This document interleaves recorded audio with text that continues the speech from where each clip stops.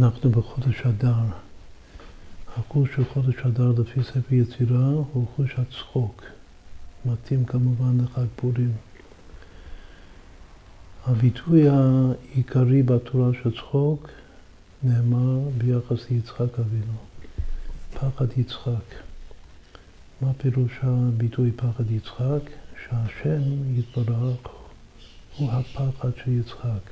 כלומר שיצחק אבינו מקיים את ההוראה הצבא של אביו של אבא שם טוב אליו שהיה ילד קטן.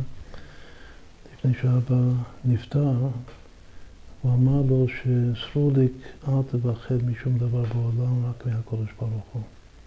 כלומר שרק השם הוא הפחד שלו, שום דבר אחר בעולם הוא לא פחד מכלום, רק מהשם. זה הפשט של פחד יצחק.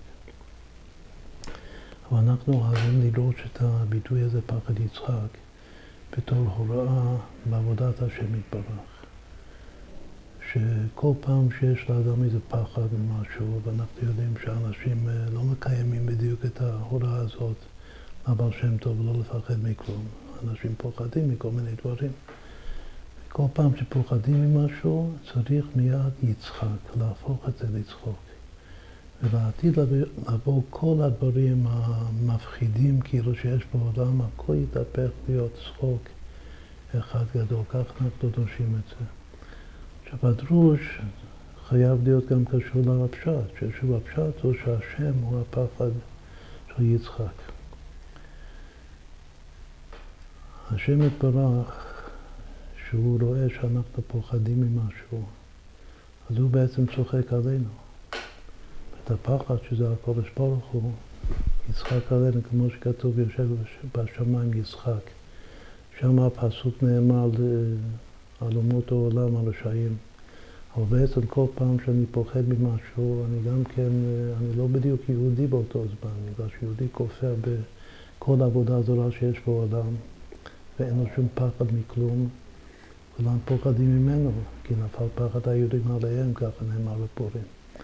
אז בעצם, כשהשם רואה שאני פוחד, אז הוא צוחק עליי. הפחד, כלומר, הקדוש ברוך הוא יצחק עליי. אם אני רק מרגיש את זה, שצוחקים עליי, כאשר אני פוחד, אז זה גופה הופך את הפחד אצלי, שאני גם צוחק ביחד עם השם. בואו נצחק ביחד. זה מה שצריך להיות בפורים, שהצחוק והשעשועים שלנו, עד לא ידע שלנו, שזה חוויה משותפת. חוויה שלי וחוויה של הקדוש ברוך הוא, שהפחד יצחק ביחד.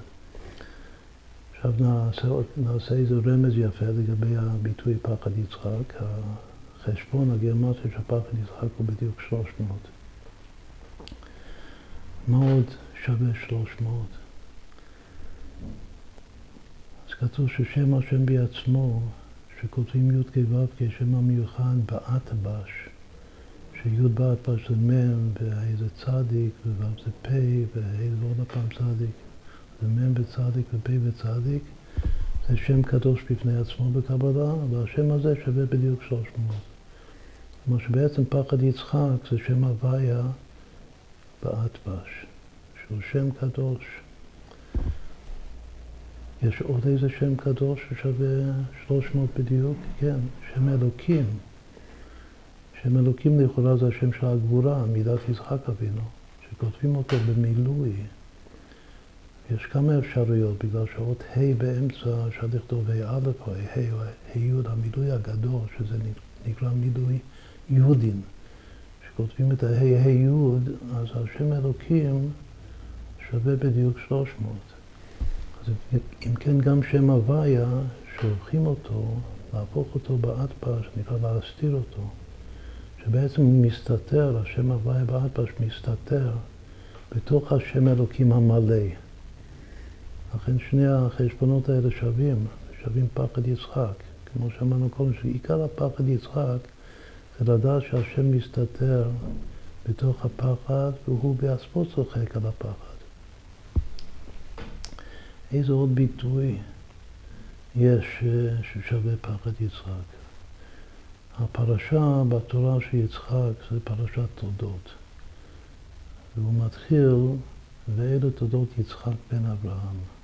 אברהם הוליד את יצחק. אז הביטוי בן אברהם, יצחק הוא בן אברהם. בן אברהם שווה בדיוק פחד יצחק, שווה 300. אז מה אני לומד מכאן? שכדי שיהיה לי היכולת בנפש לצחוק ביחד עם השם על הפחד שלי, אני צריך להיות בן אברהם. מצד אחד אני יצחק, אבל היצחק הזה חייב לבוא מכוחו של אברהם אבינו. בן אברהם הכוונה שהוא תולדה של אברהם, אברהם הוליד יצחק. אני בא מכוחו של אברהם. מה זה אברהם? אברהם זה בדיוק ההפך מפחד, זה אהבה. זה אהבה לכולם. אברהם הוא אבי גם אוהב את השם. אהבה זה לא כמו פחד. פחד רק מהשם, משום דבר אחר. אבל האהבה זה גם השם, זה קודם כל השם, אבל צריך לאהוב מה שהאהוב אוהב. כך לימד אותנו האדמו"ר הזקן. והשם אוהב ישראל, צריך לאהוב את כל היהודים. ובעצם צריך לאהוב את כל מה שהשם ברא לכבודו. ברגע שיודעים שכל מה שיש בעולם זה לכבוד השם, אז אוהבים את הכל, הכל. ומתוך האהבה הזאת החובקת כל, הימינות תחבקני, מזה נולד יצחק, עם הפחד יצחק שלו.